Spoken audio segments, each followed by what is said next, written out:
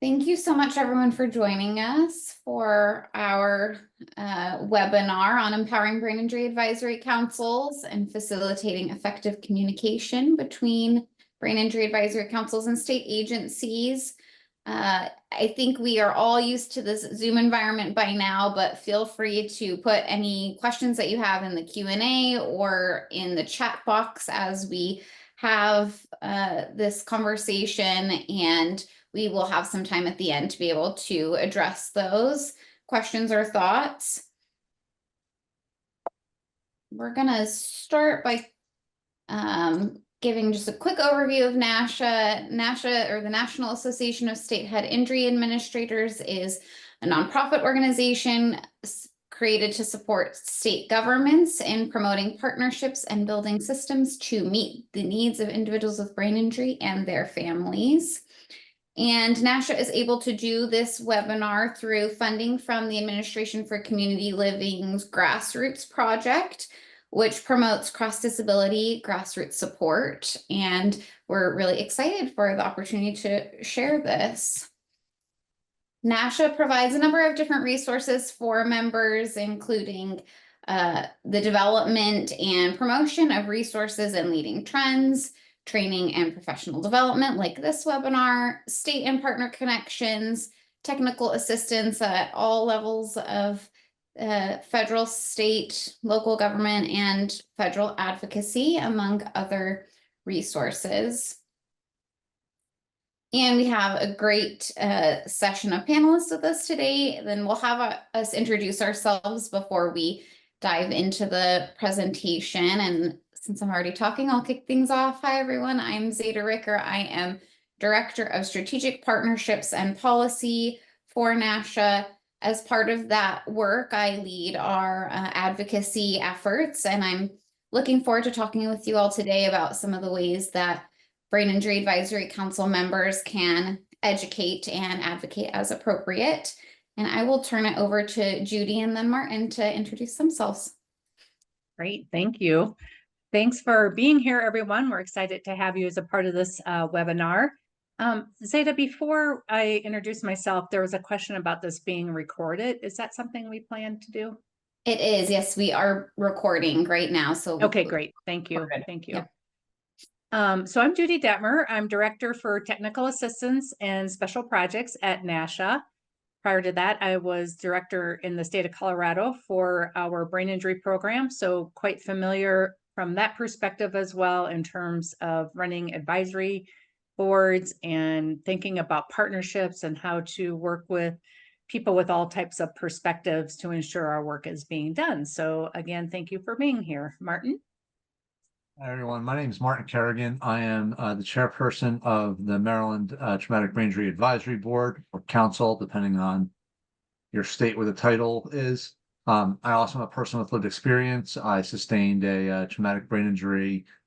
It'll be 26 years ago this September. So I'm also employed as a special educator in one of our local school systems. So I wear multiple different hats, and I also do trainings for the Behavioral Health Association, or Behavioral Health Administration's Traumatic Brain Injury Project in Maryland. Thank you, Judy and Martin. Before we dig into our presentation, we would love to hear from you. If you don't mind putting in the chat who you are, your organization, and if there's something in particular that you're hoping to learn from this session, we would really appreciate that. We'll give folks 1 second to type in the chat, and then we can turn the time over to Judy to kick off our conversation.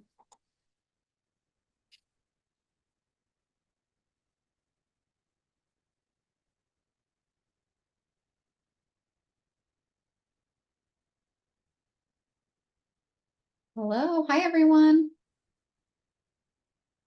Good to see many of you.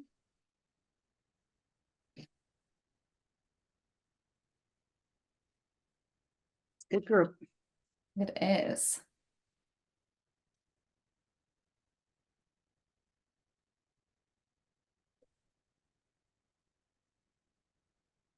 Here, some of the things we're seeing is here to learn anything or everything on this topic. would love to hear ideas about how to get states to treat their advisory councils as partners and advisors rather than nuisances. More about encouraging the advisory council regarding participation, and a lot more. So we're excited to be able to chat about all of these things. And Judy, I think when you're ready, you can kick things off. Okay, I'll jump in then. Just keep throwing things in the chat. This is really awesome to see what people are hoping to get from the session, and I think we're going to meet your needs. So I wanted to start by setting a foundation related to the history of brain injury advisory councils, and it'll hopefully give some insight as to why these councils operate in the way that they do. We'll also talk a little bit about some of the state government structures and how that might affect how state councils operate as well. So thinking back to when we really started having brain injury advisory councils, it started because of the Traumatic Brain Injury Act of 1996. For those of you who are unfamiliar, just real quick, that act designates funding for, now it's the Department of Human Services Administration for Community Living, to give out grants to state lead agencies. And we'll talk a little bit more about what lead agencies are and all of that, so that they could improve services and outcomes for people with brain injury and their family members in their states. So it's really only one of the dedicated funding sources we have for brain injury as it relates to our state agencies and doing some of this work. It also provided funding for the CDC, Centers for Disease Control, and for protection and advocacy. So just so you have a little background on what that law does. So in the beginning, it was designated that the Health Resources and Services Administration held this work, and they administer state demonstration grants to expand access to health and other services. That's exactly where this requirement of an advisory council came in. It's related to the law. And then in 2000, the law was reauthorized, and there was capacity building grants to improve access to health and other services. There was also language added at that time recognizing self-determination and consumer direction of services. And what I want you to hear through this is that there's been a theme throughout about lived experience and engaging people with lived experience in all the work that we're doing. Some of the comments in the chat, I know that sometimes that's done more effectively than other times, and we're all learning together. So that's what our goal is with some of these webinars, is to improve those connections, partnerships, and communication. Existing state systems could also be tailored to accommodate needs of those with TBI. So that's kind of the reauthorization of 2000. If you can go to the next slide. In 2008, it changed the language from health to rehabilitation. And again, keeping in mind that these state grant programs run throughout all the authorizations, but the goal was improving access to rehabilitation and other services for people with brain injury. And then a lot of you are probably aware, but in 2014, the reauthorization shifted the program from the Health Resource Services Administration to the Administration for Community Living. That actually, the transition literally happened during our 2016 grant cycle. The goal with that was to think about what the role of the Administration for Community Living is, and that is broadly addressing the needs of those with disabilities. Where Health Resource Services Administration, we were sitting under maternal child health. Some people felt like that might be a little too limiting.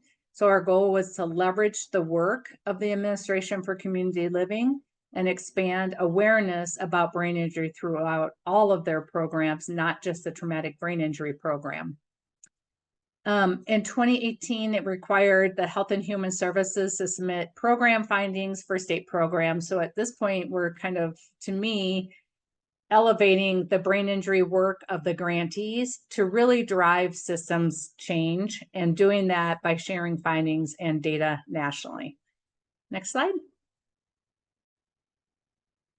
So in terms of the advisory boards, really the function, as was outlined by the law, is to establish an advisory council that would make recommendations to states on ways to improve service coordination regarding traumatic brain injury. So as the term might imply, advisory is, and again, with Martin's comment, I also use these terms interchangeably. Some states call them advisory councils, some call them advisory boards. So you're going to hear me flipping around. Just know that those are the same thing.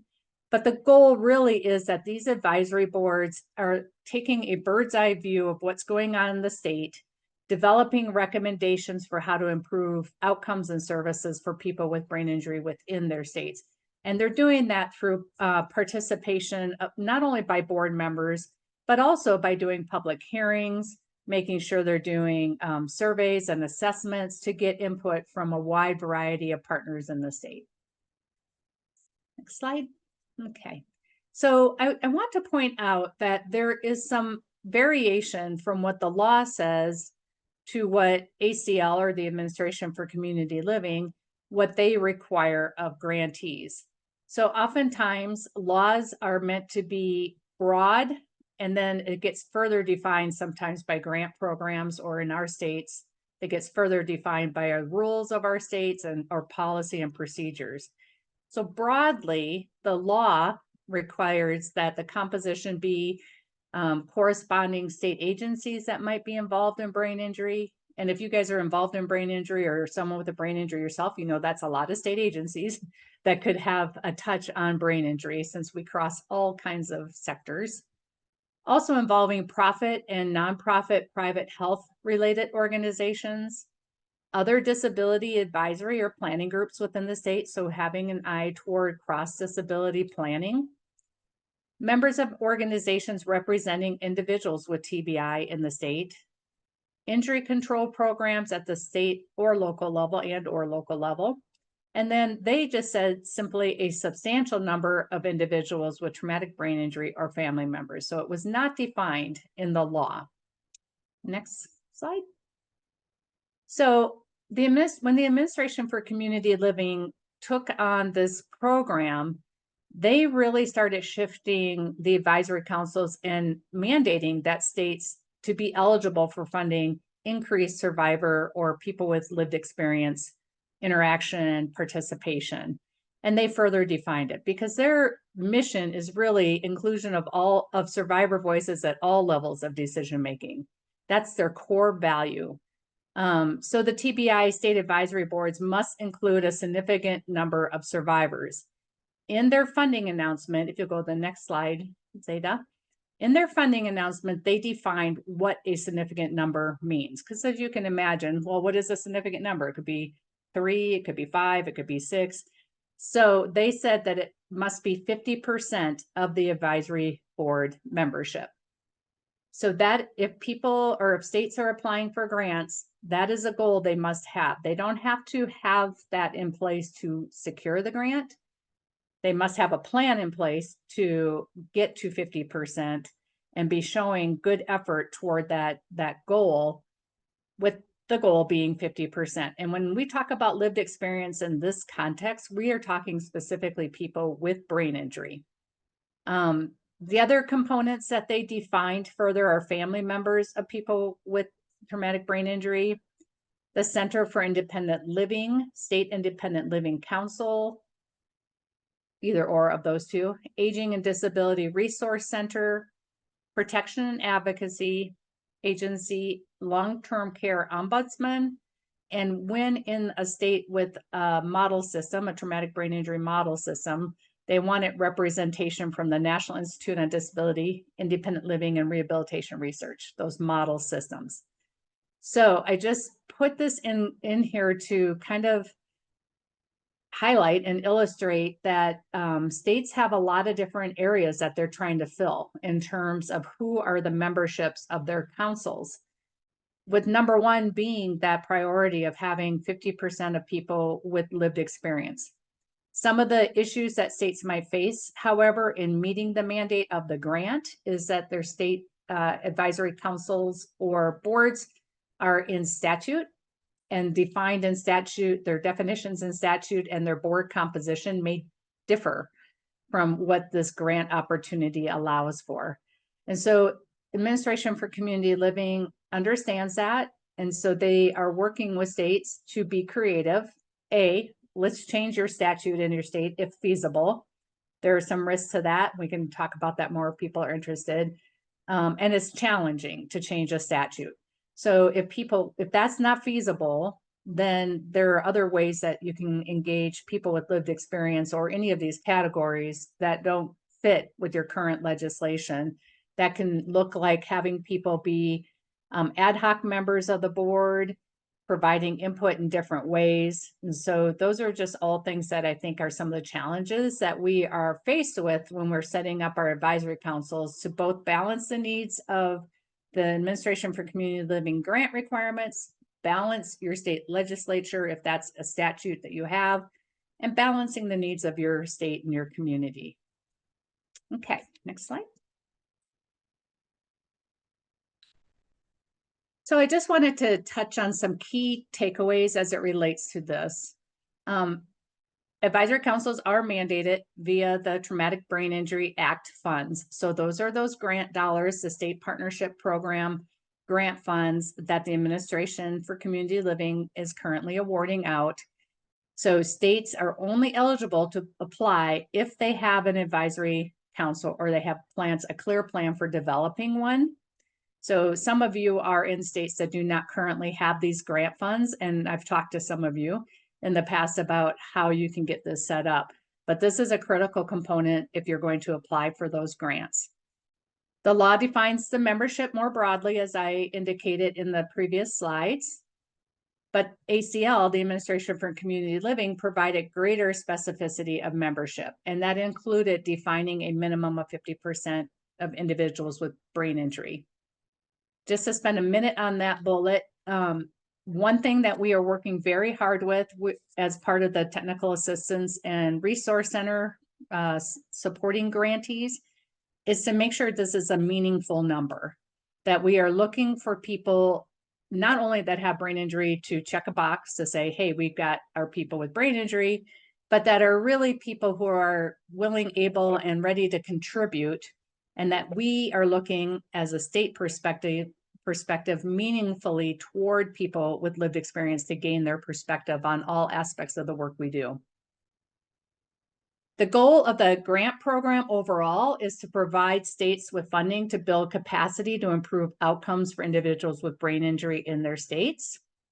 So I just want to say that the role of the advisory council is broader than just specifically the grant goals. So I don't know if that makes sense to folks, but basically I look at advisory councils as having that kind of, again, bird's eye view of what's happening in the state, working to partner with their brain injury associations, alliances, working to partner with the providers or clinicians in their state, working to partner with people with lived experience and family members to think about what broadly in the state needs to be accomplished to help support people with brain injury to have successful outcomes. So that's kind of a broad overview of the history of boards and what some of those key takeaways are. I touched on this slightly, and Zeta will go into a little bit more detail about this. I know that if you don't work within state government, sometimes this is really confusing. I'm trying to not confuse people. I just want people to know the variability across states in terms of where a lead agency sits. So I had mentioned earlier that one of the mandates of the grant is that there be a designated lead agency on brain injury. That designation happens typically by the governor or by an executive official in the state. And it can be done through executive order by the governor. It can be done just through a letter between department head and the governor to say, we designate this agency to be the lead agency on brain injury. And that just means that they're responsible for the Administration for Community Living grant. Oftentimes they have responsibility for thinking about policy and programming broadly in the state, maybe reporting on data related to brain injury. That designation can mean different things in different states. So where that lead agency sits is not designated by law, by that Traumatic Brain Injury Act, nor is it designated in terms of the Administration for Community Living.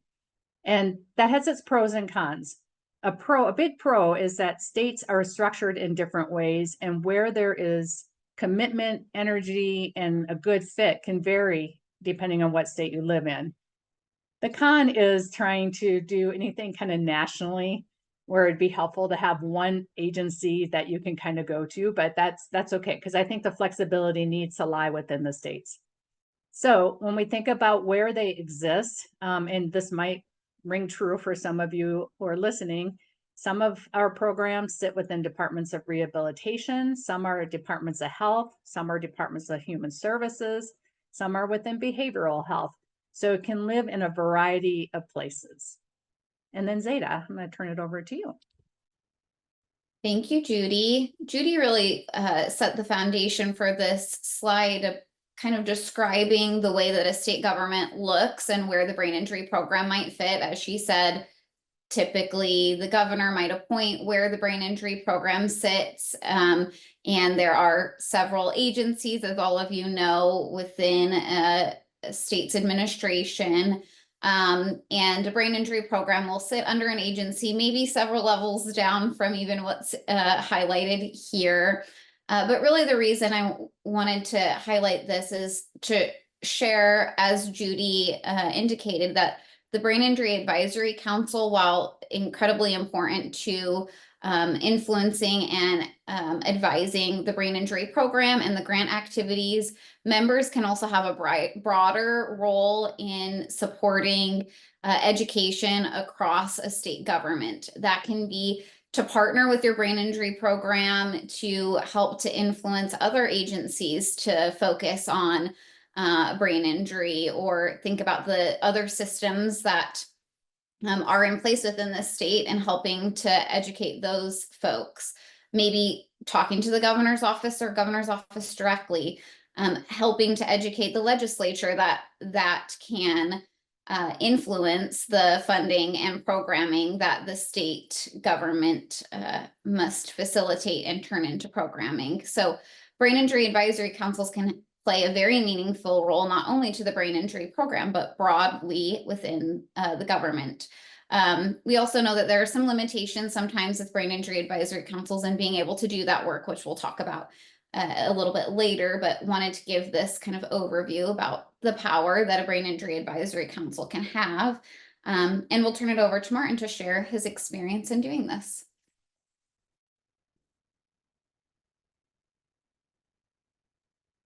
Thank you, Zeta. Thank you for turning to the next slide too.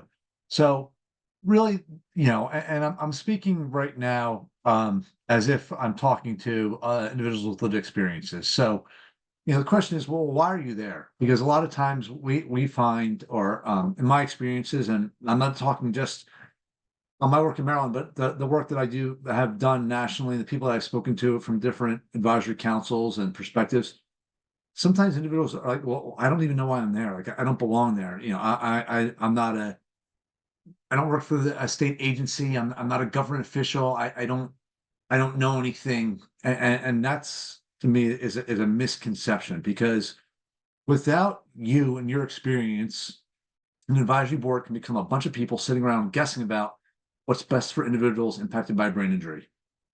And I go back to that great saying that was coined years ago in the disability world of nothing about us without us.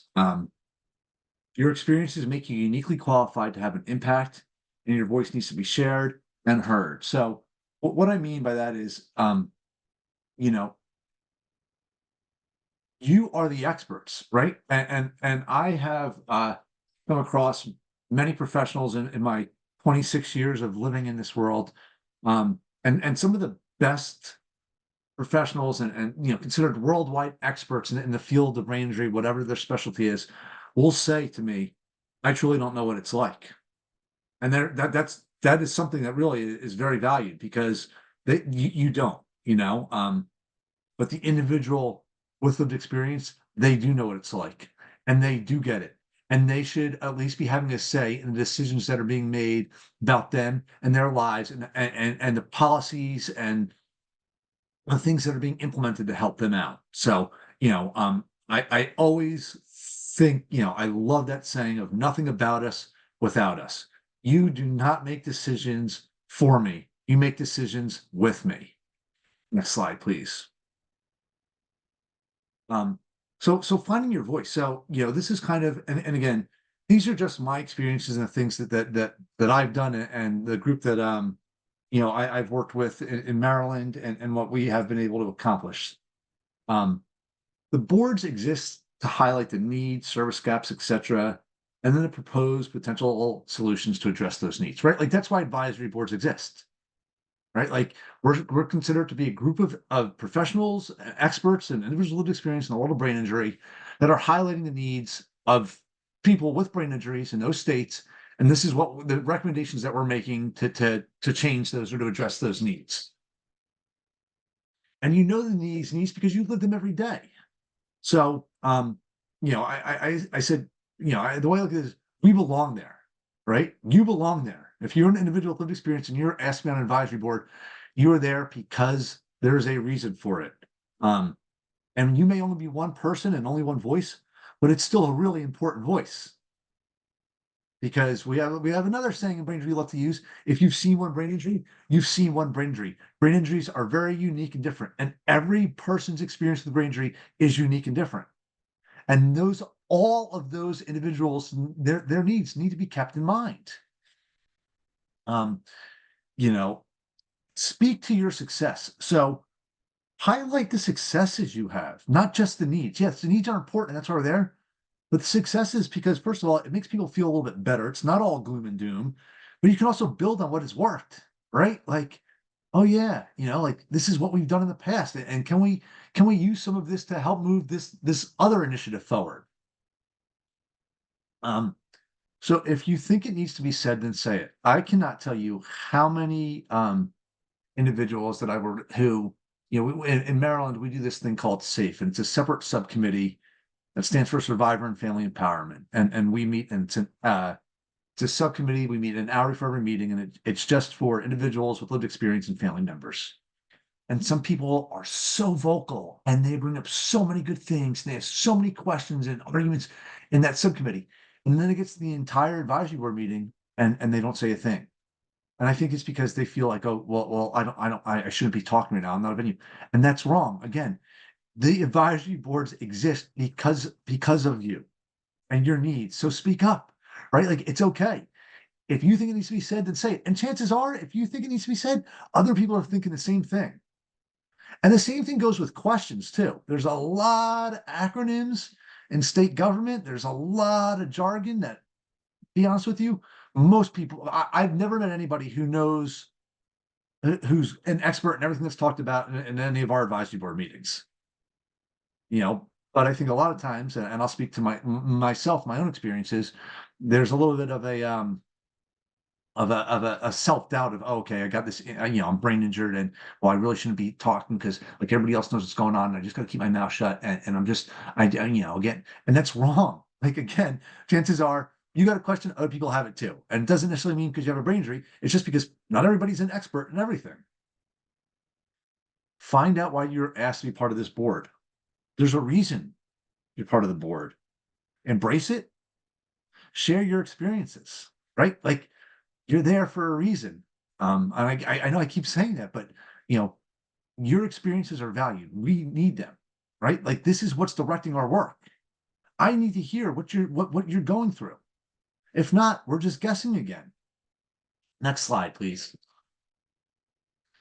So when it comes to strategies, and again, these are just some of the strategies that we've used in Maryland. Other people may have done other things. That's fine. But these are some of the things, like I said, we've done in Maryland that I've talked to other people around the country about. And I mean, these are just kind of, as somebody who's lived in this world for long enough, these are almost to the point now they're common sense best practices. But if you feel like you're anxious or you're not sure, you should be getting copies of agendas ahead of time. Plan for what you want to say and rehearse it. But if you're really that self-conscious, or sometimes there might be time limits or whatever, you worry about that, set a little timer, plan for it, jot down a couple key notes and reference it. It's okay. People do it all the time without brain injuries. That's why teleprompters exist, right? Again, you belong there. Get that out of your head. If you don't think that you're there for a reason, you are wrong. You are there because you were asked. Other people thought you were there for a reason. Do it. Acronym-free zone. I talked about this before. In Maryland, we get to a point where if somebody uses an acronym, anybody else is welcome and encouraged to yell, I'm sorry, what does that stand for? We don't use acronyms here. We don't use acronyms here. Because again, if I don't understand what it is, there's a lot of people who probably don't know what it means. And I can speak personally from my professional world. The world of special education loves acronyms. And I find myself getting called out or using acronyms sometimes, because if we're talking about an educational issue, I get into that world and I put on my professional hat and I'm throwing out, well, you need an FBA to develop the BIP to address the TBI, but is it really part of the IEP? And well, if it's an ABI and not a TBI, it can't be. And nobody knows what we're talking about if you're not in that field. So just feel free to yell at acronym-free zone. And that also will hopefully encourage the person using the acronym to expand a little bit upon what they're talking about, which again is needed, not just for individuals with brain injuries, for best practices across the board. Ask questions. Again, I said it already, I'll say it again. If you have a question, chances are other people have the same question as well. So find an ally. So what do I mean by this? Find a partner, find people that work with you. So I can speak, in Maryland, we have been incredibly fortunate because the government, the part of the government that our TBI stuff is housed under is our Behavioral Health Administration, and our person in charge is she's wonderful. Stephanie O'Day is unbelievable. A lot of you on this call probably heard her, and she has done, since our board came into existence, she has really done everything she can in her power to encourage full participation, and that we have to do everything we can to keep individuals with lived experience and their needs at the forefront of our minds. And we really have done a really good job with that. And we try to continue to do that. And I think that's really important, because we have that ally. We also have a great partnership with our Brain Injury Association of Maryland, who also is very active in our advisory board, and it's nice having that partnership. But it may not be agencies, it may be other individuals that are on the board. If you find that there's somebody on the board who gets brain injury, who gets what it's like, who's there because they're passionate about it, it's more than just a job, work with them, talk with them, ask them questions, debrief with them, get their phone number, call them up. Hey, how do you think the meeting went today? What do you think? What did you feel about this? Yeah, you know what, that rubbed me wrong. Okay, talk about it, plan for it, bring it up, address it. So involve your protection and advocacy representatives if applicable. So, in Maryland, it's it used to be Maryland Disability Law Center. I'm drawing a blank right now what they changed their name to, but their job, the reason protection and advocacy agencies exist, is to protect and advocate for people with disabilities, right? So use them, right? They should be active participants on your board. Help them. If you feel that your board is not doing enough to meet the needs of individuals with lived experience and to be involving them, get with your protection and advocacy representatives and say, okay, we got to do something about this. Let's work together. How can we change this? How can we make this a little bit more inclusive? How can we tap into the knowledge and the resources that we share? So this idea of speaking with a unified voice. So nowhere does everybody agree with everything, but this is one of the reasons why we have that subcommittee that we call SAFE in Maryland, which again stands for Survivor and Family Empowerment. And that's that subcommittee of individuals with lived experience and family members that meet before. It's a great way to build comfort because some people are much more involved in the world of brain injury than others who sit on that subcommittee. And for some people, they're only really getting involved once every other month, which is how often we meet. But it's a nice chance to preview the agenda, to talk about it, to raise any questions. If there's an issue that we're discussing or that we might have to vote on, to really kind of run by each other. Well, what do you think about this? Well, why do you feel this way? Why do you feel that way? You don't have to agree on everything because that's not right. Like somebody shouldn't have to stifle how they feel. But we have found in Maryland that it's a really good way for us to kind of, all right, share, clarify things, ask some questions, and then kind of come up with, all right, this is where we want to go. If we have further questions, this is what we're going to bring up. This is how we're going to ask it in the advisory board and the entire board meeting. and it works really well. But I also put down when possible. There are times we're just going to disagree, and that it is what it is, that's just the way it's going to be, you don't have to agree on everything. That's why we vote. And then I put down tap into your existing knowledge resources. So, there are, and it's interesting because I know I had a conversation with Judy about this last week. A lot of times there may be people who wear multiple hats. So you may have individuals who are living with history of brain injury that also serve a role in state government, right? Or that are also being on the advisory board, not because they had a brain injury, because that's what their job tells them to do. So then utilize those people too, right? Like, again, that cohesive network, right? We got to work together. This the purpose of all this. Our voices should not be stifled, intentionally or unintentionally. We should be encouraged to speak up. We should be encouraged to have our voices heard. And really, we need to be at the center of the decisions because we are the ones the boards exist for. So, that's kind of just in my basic, experiences. These are the strategies that to me made the most amount of sense that I could come up with, that I thought were applicable to as many people as possible. But it may look different, or there may be modifications to these. You may have other ideas that you may use in your states. So I'll be quiet for now. Thank you.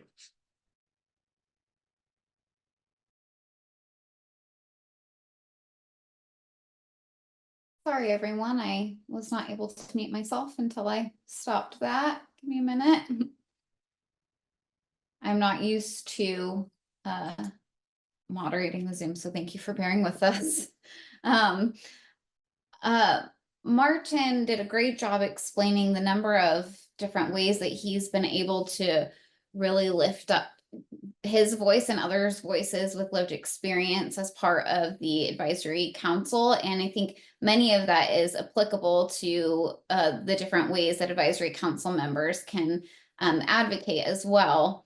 And we do understand that there are sometimes advocacy limitations to those that are on advisory councils.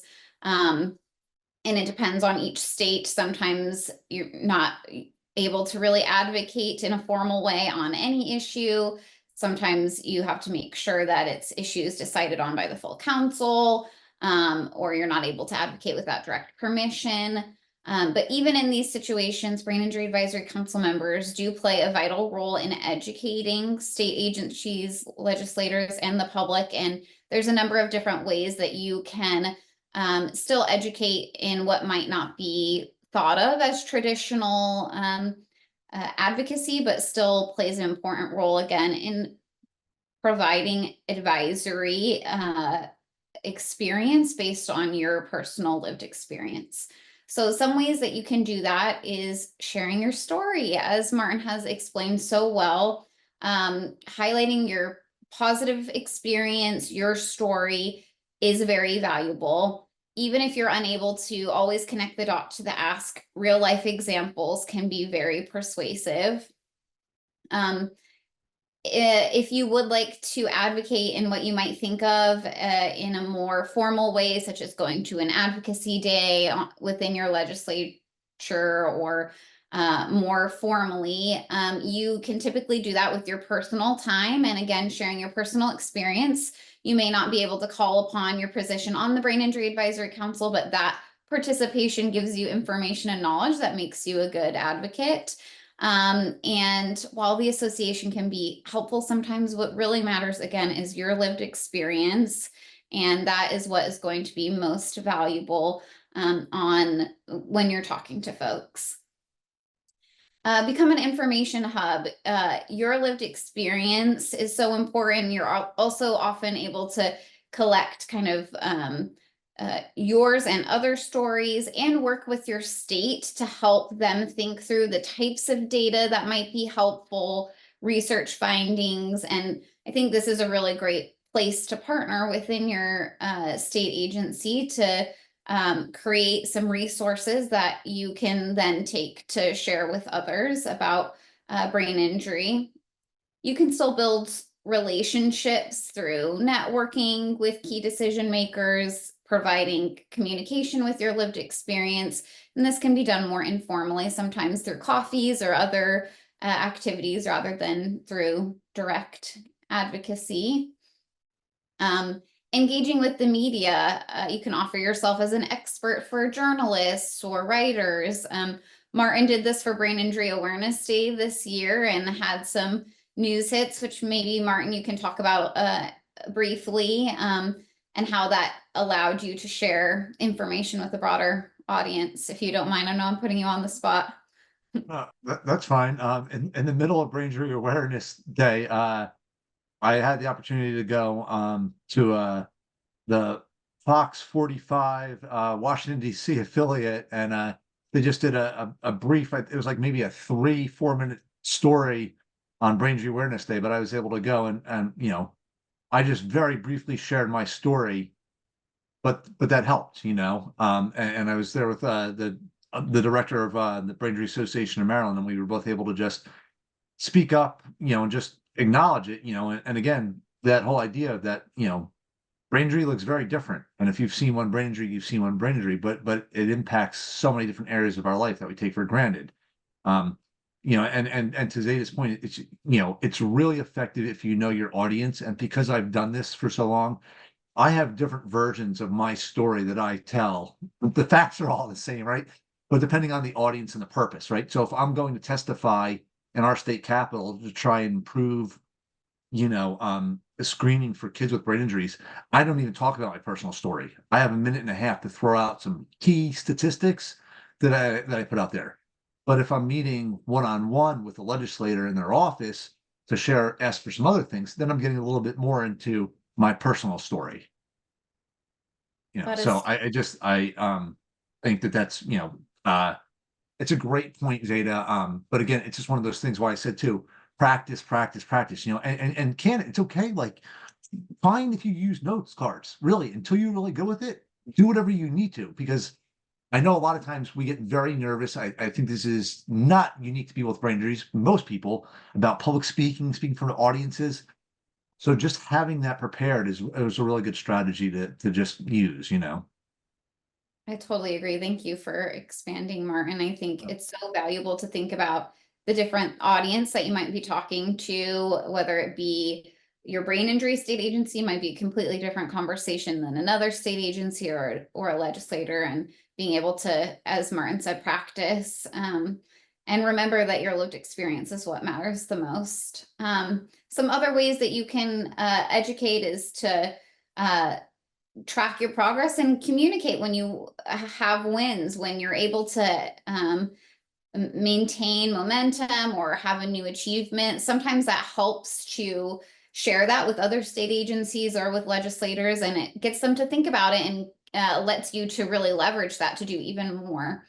And then you can always partner with a nonprofit. Plug for NASHIA. We thank you for your support of NASHIA, and that's a way, at least at the federal level in particular, to be able to collectively advocate. And we really do appreciate our Brain Injury Advisory Council members and other members with lived experience, and really try to keep those thoughts in mind as we develop our policy asks, and use your stories to advocate, and appreciate when you're able to participate with us to be able to do that. And now I'm going to turn it back over to Martin to again share some of his examples of how he's been able to tell his story effectively. Great. So just to expand upon what we are just talking about. So start with an attention grabber. So I actually have a newspaper headline from I was pedestrian that was hit by a car, and on a Friday night, and the newspaper headline on Monday morning was "Man hit by car on Route 1 dies." And then the newspaper headline the next day was "Man hit on Route 1, not dead." That's my attention grabber, because no matter what you say, that in hindsight, that was a great thing that was done. Great that the University of Maryland newspaper messed up, but it's great because I had that, right? And people see that and it's like, wow, that's your hook, right? And again, to the point I was just making, tell your story, even if it's only very briefly. I mean, it could be something as simple as, I'm a survivor of a severe traumatic brain injury. right? Because that all of a sudden, that gives value to what you're saying, right? It's also gonna make people a little bit more likely to at least hear what you have to say, right? Because it's like, okay, this person's got a real reason for being here. And make it relatable, know your audience. So, um, when I say make it relatable, I know I was so I was 19 when my accident happened, and 2 years later, I was able to go to the public policy conference in Washington D.C. Um, in fact, it was in March of 2021, and I remember going around, and I was so powerful, not because of anything I said, but because of, wait, you're a college student, and you don't talk. At that point in time, I was talking to their aides, who are all college students. They were all, political science or communication majors. I had been a mass communications, public relations major at the time of my brain injury. There was two staffers I met who were at the same football game that I was at the weekend before my accident. So they looked at it and they're like, "Oh, wow, if this could happen to him, it could happen to me." That was like, I can make it relatable by just saying, "Hey, I was a college kid walking across the street on a Friday night and I got hit by a car."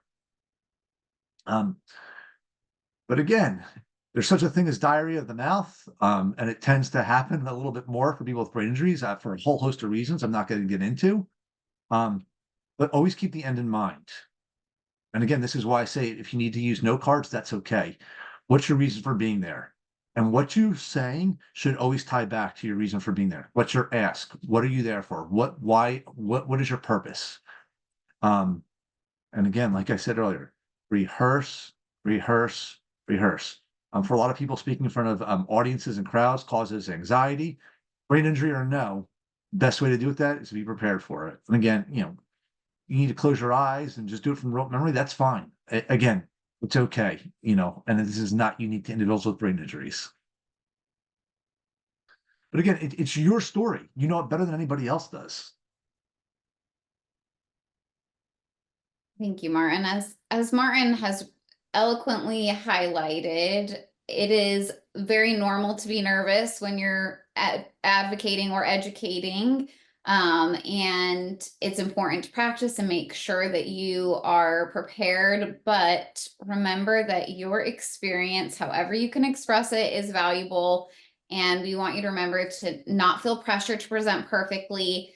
Legislators, people in the administration, state agency folks, they're just people too. And your unique perspective is the information you have, and it's exactly what matters to help influence things in a positive way. And with that, I'm going to stop sharing. We welcome questions in the Q&A or chat. I don't know if we have any in the chat already. There's a few comments that I might want to pull out. And again, we really apologize that for some reason the chat has disabled you all to see it. It just goes to us as the hosts and panelists. So Ed, we're very sorry for that. Okay, there's a couple of things. Trying to scroll back. One individual was talking about kind of difficulties in terms of diversity on the councils, and the diversity being that of diversity around severity of injury. So she said, doesn't this discriminate against those who cannot serve on a council due to severity of injury? I'm not really sure exactly what that was referring to.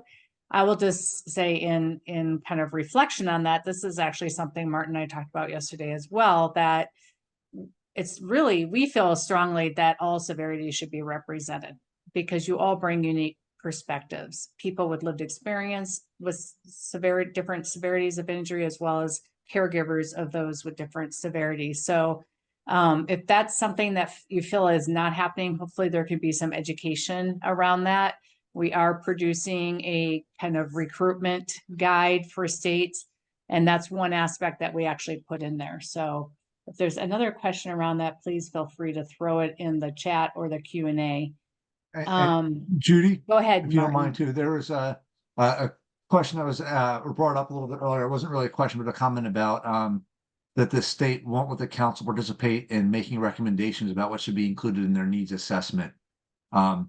and that they're not even allowed to see the needs assessment before it's used. So my initial response to that was, and I take this to the individual, but maybe it's that the board needs to make a recommendation to change the way the needs assessment is conducted. And again, it sounds almost like, but like that's the way to do it, right? It again, our, I always say in Maryland, we have no ability to change anything. We can simply offer our suggestions as experts that the state deemed us to be in the field of brain injury. What they do with those things is up to them. And to me, at this point, I would say, well, if we're the board of experts, we should be involved in the development of the needs assessment that the state is conducting, right? Because who else is going to do it? And if they're not, well, then you look at how can we change that? Is there a legislative process that we can go through to change that? Yeah, that's a good point.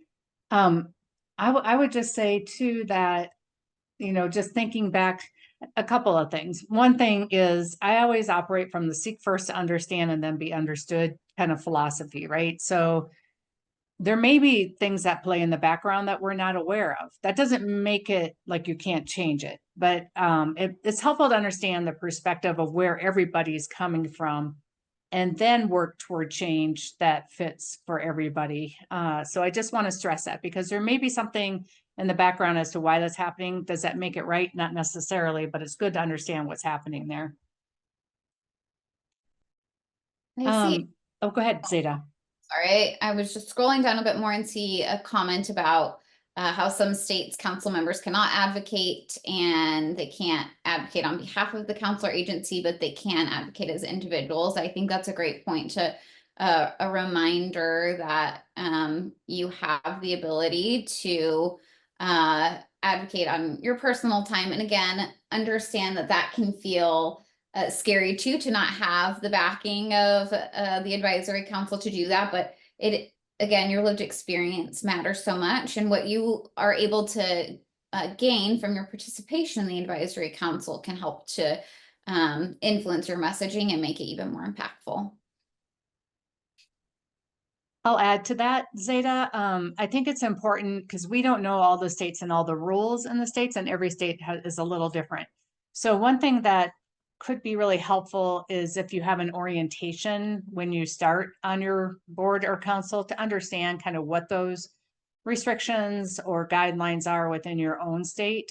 We always in Colorado had someone from our governor's boards and commissions council come talk to us about what's acceptable and what's not. It's very helpful to understand your boundaries that way.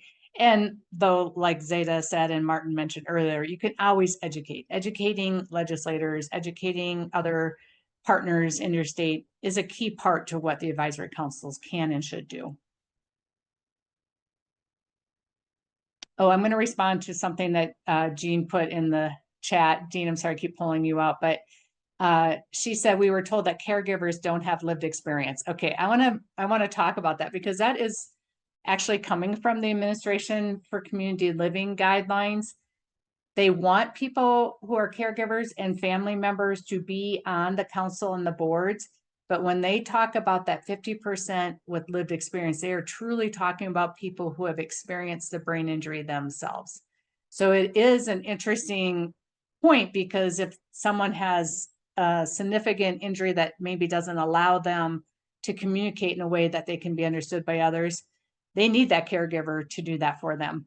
It doesn't necessarily exclude that the caregiver should be on the council, but I definitely respect and understand where you're coming from. And it's something that we've talked to the Administration for Community Living on as well, is to think about that perspective. But I do respect where they're coming from because we want people who have lived experience. We want people who they themselves have experienced it and family members and caregivers. So I think you're right. That's kind of where that's coming from.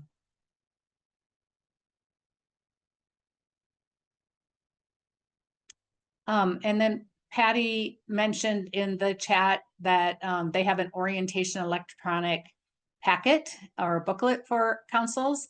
If your state does not have something like that, that's something that would be good to put in place. And it's something, there's some documents and guidelines out there that we're developing around that, but there's other ones out there already from other states. So you can definitely feel free to reach out and we can give you examples of states that have that, because I do think that helps set expectations. It helps you as a board member to know kind of how you can contribute in an effective way.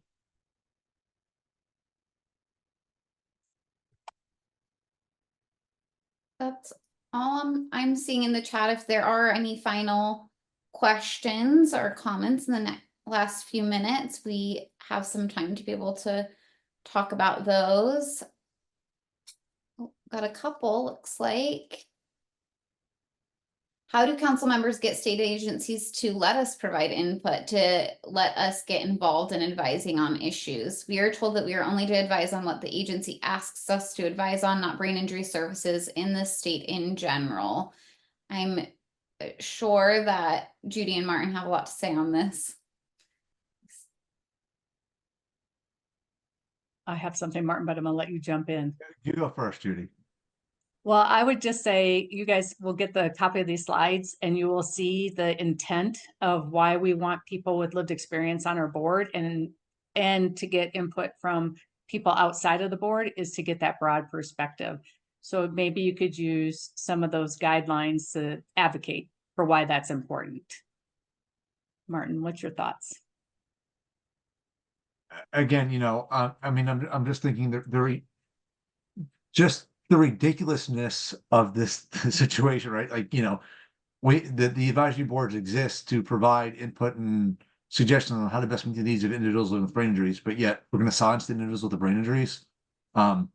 However, if they want to get catty, if you were told to only advise on what the agency asked us to advise on, then really focus on that and highlight the heck out of that, right? Like, almost make it obnoxious to the point, okay, fine, we get what you're saying. And see if you can tie in those other needs, right? A lot of it's interrelated. If you can figure out a way to tie some things together. It might take a little bit of time, but be a pain in the ass. I'm sorry for my potty mouth, blame it on my New Jersey roots. But it is what it is, right? Like, if you're going to make this difficult for me, then I'm going to make it difficult for you too.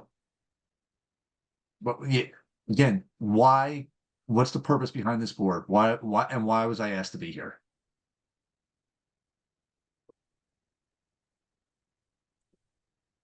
Seda, do you want to talk about the toolkit, or is it premature? I was just thinking that could help all. Yeah. Yeah, we are working to develop a policy toolkit that will provide some examples on the ways that brain injury advisory council members and other advocates can advocate, working within the state rules, and really partnering with the state to help together educate other state agencies, legislatures, whatever, to advance brain injury policy within the state. This is also part of a 2-part webinar series, and hope to see you at the second one as well, that will provide some best practices to states and provide some recommendations on how states can ensure that they are inclusive of voices of lived experience, and help advisory council members to be advocates and educators. So that one is on August 15th. And with our last minute, I will also promote our State of the States in Brain Injury Conference in September, which we know we'll see many of you there. We will be having a couple of sessions focused on advocacy and helping to support those on brain injury advisory councils and other advocates in some of these conversations. So there's definitely more to this. And these materials from today were recorded, and we can share the slides as well. And we will share the second slides as well for the next one for those that aren't able to join us next time. Thank you so much, everyone, for joining us. Any final comments, Judy or Martin?